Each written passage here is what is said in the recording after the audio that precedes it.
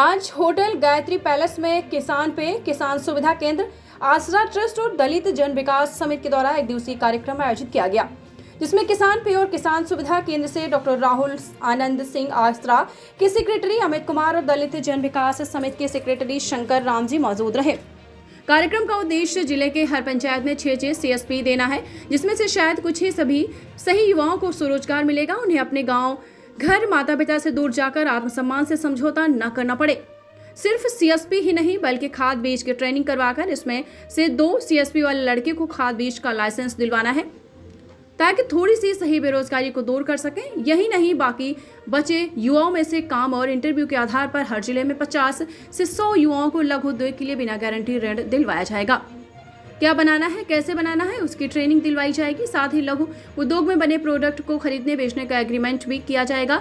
आज hotel Gayatri palace में किसान पे किसान सुविधा केंद्र, आसरा ट्रस्ट और दलित जन विकास समिति के द्वारा एक दिवसीय कार्यक्रम आयोजित किया गया, जिसमें किसान पे और किसान सुविधा केंद्र से डॉक्टर राहुल आनंद सिंह आसरा के सेक्रेटरी अमित कुमार और दलित जन विकास समिति के सेक्रेटरी शंकर राम जी, अभिषेक कुमार, रवि रंजन, बंटी सिंह, विशाल कुमार मौजूद रहे।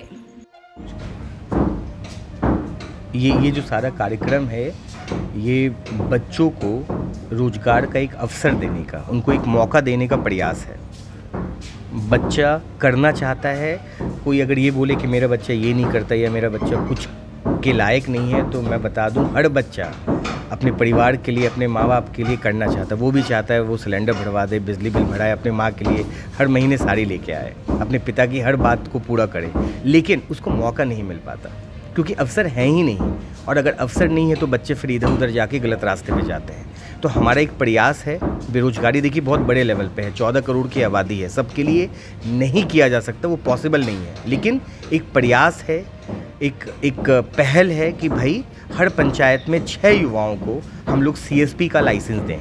ठीक है, आज तक CSP में क्या होता था, एक CSP में बस कमीशन मिलता था, कमीशन के अलावा उनका कोई भविष्य नहीं होता था। वो चाहे 24 घंटे मेहनत कर दें, दिन रात एक कर दें, लेकिन आज भी CSP वाले हैं, 4 साल बाद भी वो CSP वाले ही रहेंगे, जब तक वो कहीं से पैसे का जुगाड़ करके कोई दूसरा ऑप्शन ना तलाश लें। ठीक है, मजबूरी में लोग करते रहते थे, लेकिन हमारे साथ है कमीशन जो मार्केट में सबसे बेस्ट है, हम वो दे रहे हैं। उसके साथ साथ अगर वो अच्छा काम करता है तो हर पंचायत में जो 6 बच्चे होंगे, उनमें से 2 बच्चों को हम लोग खाद बीज की ट्रेनिंग करवा के, ठीक है, पहले जो BSc एग्रीकल्चर और केमिस्ट्री की जो बाध्यता थी खाद बीज के लिए, वो ख़त्म हो चुकी है, ये शायद आप लोगों को पता भी होगा। तो उसको ट्रेनिंग करवा के खाद बीज का, और हम उसको एलिजिबल कर देंगे खाद बीज के लाइसेंस के लिए। साथ ही किसान सुविधा केंद्र का लाइसेंस देंगे, जहाँ पर वो खाद बीज, पेस्टिसाइड, मिट्टी जाँच, कृषि यंत्र जैसे सारे काम कर सकता है। ठीक है, बाकी 6 में से 2 लोगों को किसान सुविधा केंद्र ट्रेनिंग दिलवा के दिया गया, बाकी बच्चे 4 युवा। तो पूरे ज़िले में से जितने भी बच्चे होंगे, वो 1000-2000 जितने भी होंगे, उनमें से 50 से 100 बच्चों को हर ज़िले में हम लोग लघु उद्योग दिलवाने का काम कर रहे हैं।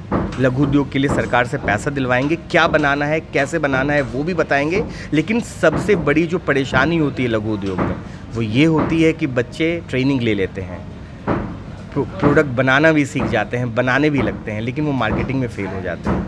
95% लघु उद्योग 6 महीने, साल भर के अंदर बंद हो जाता है। बैंक भी पैसा देना चाहती है, कोई बैंक नहीं मना करती पैसा देने से, लेकिन जब वो ये सोचती है कि मेरा पैसा वापस कैसे आएगा, ठीक है, गवर्नमेंट खुद चाहती है, गवर्नमेंट का डंडा होता है बैंकों पे कि आप पैसा दीजिए युवाओं को, वो आंकड़े कैसे दिखाएंगे, उनको आंकड़े भी दिखाने कि हमने इतने युवाओं को पैसा दिया।